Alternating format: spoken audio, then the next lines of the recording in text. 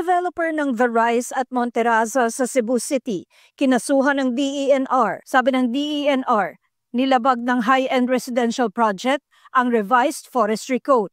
Isa ang proyekto na nasa gilid ng bundok sa mga sinisi ng mga residente nang bumaha noong Bagyong Tino. Sinusubukan ng GMA News na makuha ang pahayag ng Mont Property Group na nagmamay-ari ng proyekto. Dati na nilang pinabulaanan ang mga paglabag na pinuna ng DENR kabilang ang pagpuputol umano sa mahigit 700 puno. Davao City Representative Paulo Duterte humingi ng travel clearance mula sa Kamara para makabiyahe sa 17 lugar abroad. Sa kopyang nakuha ng GMA Integrated News mula sa isang source, kabilang ang The Netherlands sa mga nais puntahan ni Duterte mula December 15 hanggang February 20, 2026.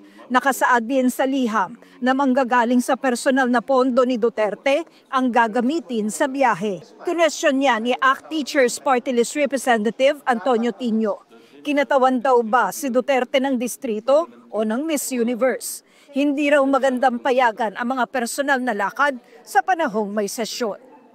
Tina Panganiban Perez, nagbabalita para sa GMA Integrated News.